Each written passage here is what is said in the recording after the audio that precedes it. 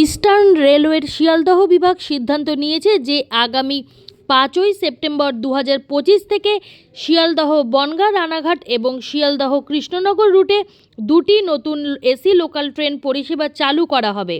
দৈনন্দিন যাত্রী ও দূরপাল্লার ভ্রমণকারীদের জন্য আরও আরামদায়ক, প্রিমিয়াম ও কার্যকর ভ্রমণ অভিজ্ঞতা নিশ্চিত করতে এই পরিষেবা চালু হচ্ছে। পরিষেবাগুলি সপ্তাহে রবিবার বাদে বাকি 6 দিন চলবে।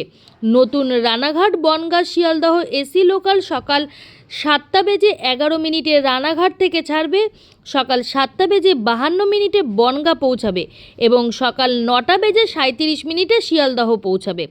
ফেরার পথে ট্রেনটি শিয়ালদহ থেকে সন্ধ্যা 6:14 ছাড়বে, রাত 8:04 বনগাঁ পৌঁছাবে এবং রাত 8:41 রানাঘাট পৌঁছে যাবে। এই রানাঘাট বনগাঁ শিয়ালদহ এসি লোকাল বিশেষভাবে বিমান যাত্রীদের জন্য উপকারী হবে।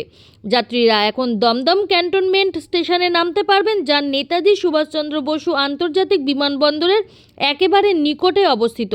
এর ফলে শিয়ালদহ পর্যন্ত যাওয়ার ঝক্কি এড়ানো যাবে এবং সময়ও অনেকটা বাঁচবে। এছাড়াও নতুন শিয়ালদহ কৃষ্ণনগর এসি ইএমইউ পরিষেবা শিয়ালদহ থেকে সকাল 9:48 ছাড়বে এবং দুপুর 12:07 কৃষ্ণনগরে পৌঁছবে। ফেরার পথে কৃষ্ণনগর থেকে দুপুর 1:30 ছেড়ে বিকেল 3:40 শিয়ালদহে পৌঁছবে। এই শিয়ালদহ কৃষ্ণনগর এসি ইএমইউ পরিষেবা বিশেষ করে মায়াপুরের ইস্কন মন্দির দর্শন করতে আসা ভক্ত ও পর্যটকদের জন্য অত্যন্ত সুবিধাজনক হবে। গরম ও আর্দ্র আবহাওয়ায় আরামদায়ক এসি যাত্রা তীর্থযাত্রাকে আরও মনোরম করে তুলবে।